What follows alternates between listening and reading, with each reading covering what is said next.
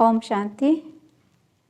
तो क्या आप जानते हैं कि जब कोई आपका प्रियजन अचानक शरीर छोड़ देता है और आप इतना उनके लिए इतना रोते हैं, इतना परेशान होते हैं, इतना दुखी होते हैं, तो उस आत्मा को आपको देखकर कितना कष्ट हो रहा है, कितना दुखी वो हो रहे हैं, कितना परेशान हो रहे हैं।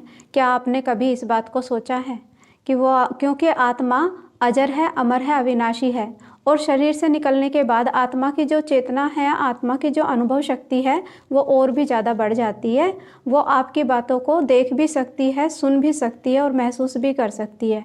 तो देखो, आत्मा शरीर के अंदर रहती है, तो जब मनुष्य का जीवन चलता है तो आत्मा कहाँ रहती है? शरीर के भ्रुकुटी के बीच में, यहाँ से 2.5-3 इंच गहराई पर और ऊपर से भी 2.5-3 इंच गहराई पर पिट्यूटरी ग्लैंड में 7 परतों के बीच में चमकता बिल्कुल सूक्ष्म सितारा है। तो हम आपको बताएं कि ये जीवन तो एक यात्रा है और ये यात्रा निरंतर चलती ही रहती है। तो जब मनुष्य का जन्म होता है तो हम खुशियों से भर जाते हैं, कितना उमंग उल्लास से सारे उत्सव मनाते हैं। लेकिन जब हम सभी जानते हैं कि जीवन एक मुसाफिर खाना है और आज आए हैं और कल जाना है, और दुनिया में लोग कहते भी हैं जिंदगी एक किराए का घर है, एक ना एक दिन तो जाना पड़ेगा। तो ये शरीर क्या है? ये शरीर आत्मा का घर है और आत्मा को आज नहीं तो कल जाना ही है, क्योंकि आत्मा आई है इस ड्रामा में, इस रंगमंच पर अपना पार्ट प्ले करने के लिए। तो फिर इतनी वेदना, इतनी संवेदना क्यों? क्योंकि हम देखते हैं कि जब हम यात्रा में कहीं भी जाते हैं और कोई व्यक्ति हमें मिल जाते हैं, तो कई बार हमें हमारी बहुत अच्छी फ्रेंडशिप किसी से हो जाती है, तो जब उनका स्टेशन आता है तो क्या हमने कभी उनको रोकने की कोशिश की? हमने, भले हमें उनसे स्नेह हो गया, उनसे प्यार मिला, उनसे सहयोग मिला, लेकिन फिर भी हम उन्हें क्या कहते हैं? ठीक है, टाटा, बाय बाय, अभी आपका घर आ गया, आप जाइए और हम आपसे फिर कभी मिलेंगे। तो फिर जो हमारे साथ जिस आत्मा ने यहाँ सृष्टि रंगमंच पर अपने हमारे कर्मों अनुसार जो हमें मिली और जितना उसका पार्ट था उसने बजाया, तो आज जब उसका कहीं दूसरी जगह का पार्ट है तो हम इतना रुदन और इतना परेशान क्यों होते हैं? कहीं ये हमारा अपना स्वार्थ ही तो नहीं?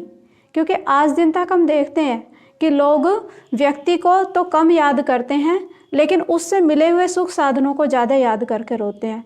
कहते हैं हाय हमारा ये प्रियजन चला गया, वो हमारी इतनी देखभाल करते थे, वो हमें इतना स्नेह करते थे, वो हमारे लिए ये साधन जुटाते थे।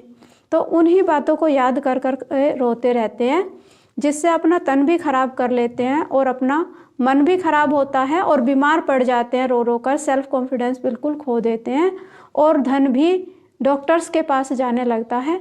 तो इस तरह से जन की हानि हुई, तन भी गया, मन भी गया, धन भी गया और जन भी गया। तो क्यों ना हम उस आत्मा के सहयोगी बने। तो आपको ये सत्य हम बताते हैं कि इस जीवन की यात्रा में आज नहीं तो कल हर किसी को जाना ही पड़ेगा।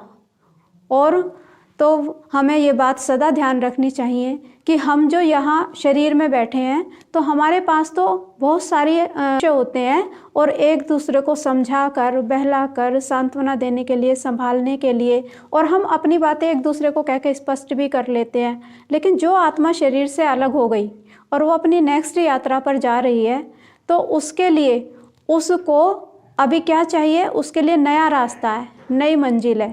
तो उसे, वो तो अकेला गया है, उसका भी आपसे प्यार था और आप उसको याद कर रहे हैं, तो उस आत्मा को खींच होती रहती है आपकी, और वो आत्मा आप सबको देख देख कर बहुत दुखी और बहुत परेशान होती रहती हैं। तो इसलिए आपको आज हम ये राय देंगे, ये सुझाव देंगे कि आप उस आत्मा के सहयोगी बने और उस आत्मा के लिए अच्छे अच्छे वाइब्रेशन भेजें कि आप, ठीक है, आपका और हमारा यहाँ तक का साथ था, उनके जो जीवन के गुण थे उनको अपने जीवन में लाएं और उनको परमात्मा की याद से शुभ भावना और शुभ कामना दें कि आप जहाँ भी आप नेक्स्ट यात्रा पर जा रहे हैं, जहाँ भी आपकी ज़रूरत है, वहाँ आप जाएं और आपका जीवन सुखद हो, शांति से भरा हुआ हो और आपको सब कुछ अच्छा अच्छा मिले। तो जब हम उस आत्मा को अच्छा वाइब्रेशन देंगे तो वो आत्मा भी शक्तिशाली हो जाएगी। जैसे कि हम देखते हैं कि हम अगर कहीं ऑफिस में भी कहीं नई जगह जाते हैं तो वहाँ भी हम एकदम एडजस्ट नहीं हो जाते हैं। वहाँ पर भिन्न भिन्न तरह के लोग हमें मिलते हैं, किसी का स्वभाव संस्कार कैसा होता है और किसी का स्वभाव संस्कार कैसा होता है। तो ऐसे ही वो जो आत्मा गई है, वो नेक्स्ट यात्रा पर गई है, वो उसको भी नया ऑफिस मिला है, नया घर, नया परिवार अभी मिलने वाला है, तो तब तक दूसरी आत्माओं के बीच में रहती है। तो वहाँ उसको एडजस्ट करने के लिए हमारे स्नेह, हमारे सहयोग, हमारी शांति की वाइब्रेशन की ज़रूरत होती है। अगर हम इधर ही खींचते रहते हैं तो वो आत्मा कश्मकश में आ जाती है और उसकी नेक्स्ट यात्रा में विघ्न पड़ते हैं। तो देखो, दुखद घटना हो सकती है, थोड़ा दुख मन को लग सकता है, लेकिन इस ऐसे समय पर व्यक्ति को बड़ी समझदारी से कार्य लेना चाहिए, खुद को भी संभालना चाहिए और साथ साथ जाने वाली आत्मा को भी सहयोग देना चाहिए, शांति का दान देना चाहिए, स्नेह का दान देना चाहिए और यही प्रभु से मंगल कामना करनी चाहिए कि इस आत्मा का नेक्स्ट जन्म बहुत अच्छा हो, सुखद हो, सरल हो, सफल हो। ओम शांति।